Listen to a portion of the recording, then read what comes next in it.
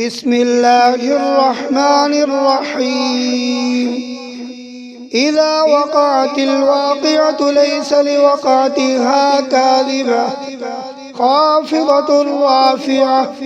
إذا رجت الأرض رجا وبست الجبال بسا فكانت هباء منبثا وكنتم أزواجا ثلاثة فأصحاب الميمنة ما أصحاب الميمنة وأصحاب المشأمة ما أصحاب المشأمة والسابقون السابقون أولئك المقربون في جنات النعيم.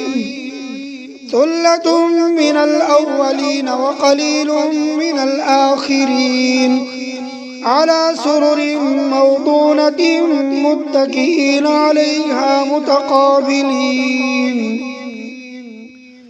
يطوف عليهم ولدان مخلدون بأكواب وأباريق وكأس من معين لا يصدعون عنها ولا ينزفون وفاكهة مما يتخيرون ولحم طير مما يشتهون وحور عين كأمثال اللؤلؤ المكنون جزاء بما كانوا يعملون. لا يسمعون فيها لغوا ولا تأثيما إلا قيلا سلاما سلاما. وأصحاب اليمين ما أصحاب اليمين في سدر مخضود وطلح منضود وظل ممدود وماء مسكوب وفاكهة كثيرة لا مقطوعة ولا ممنوعة وفرش مرفوعة. إنا أنشأناهن إنشاء فجعلناهن أبكارا عربا أترابا لأصحاب اليمين. ثلة من الأولين وثلة من الآخرين. وأصحاب الشمال ما أصحاب الشمال في سموم وحميم وظل من يحموم لا بارد ولا كريم. إنهم كانوا قبل ذلك مترفين وكانوا يصرون على الحنث العظيم وكانوا يقولون أئذا متنا وكنا ترابا وعظاما أئنا لمبعوثون أو آباؤنا الأولون. قل إن الأولين والآخرين لمجموعون إلى ميقات يوم معلوم. ثم إنكم أيها الضالون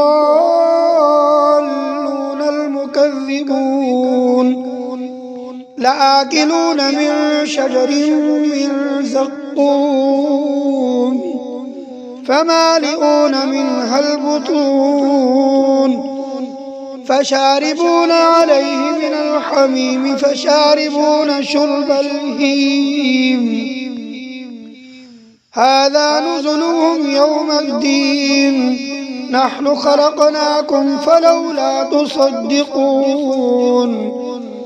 أفرأيتم ما تمنون أأنتم تخلقونه أم نحن الخالقون. نحن قدرنا بينكم الموت وما نحن بمسبوقين على أن نبدل أمثالكم وننشئكم فيما لا تعلمون ولقد علمتم النشأة الأولى فلولا تذكرون أفرأيتم ما تحرثون أأنتم تزرعونه أم نحن الزارعون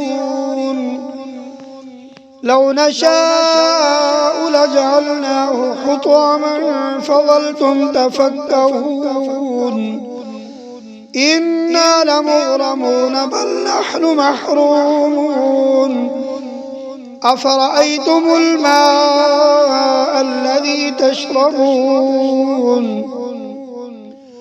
أأنتم أنزلتموه من المزن أم نحن المنزلون لو نشاء جعلناه أجاجا فلولا تشكرون أفرأيتم النار التي تورون أأنتم أنشأتم شجرتها أم نحن المنشئون نحن جعلناها تذكرة ومتاعا للمقوين فسبح باسم ربك العظيم فلا أقسم بمواقع النجوم وإنه لقسم لو تعلمون عظيم إنه لقرآن كريم في كتاب مكنون لا يمسه إلا المطهرون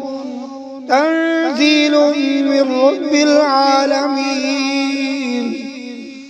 أفبهذا الحديث أنتم مدهنون وتجعلون رزقكم أنكم تكذبون فلولا إذا بلغت الحلقوم وأنتم حينئذ تنظرون ونحن أقرب إليه منكم ولكن لا تبصرون فلولا إن كنتم غير مدينين ترجعونها إن كنتم صادقين فأما إن كان من المقربين فروح وريحان وجنة نعيم وأما إن كان من أصحاب اليمين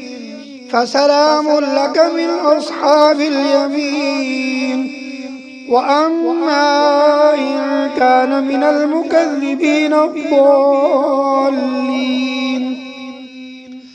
فنزل من حميم وتصلية جحيم إن هذا لهو حق اليقين فسبح باسم ربك العظيم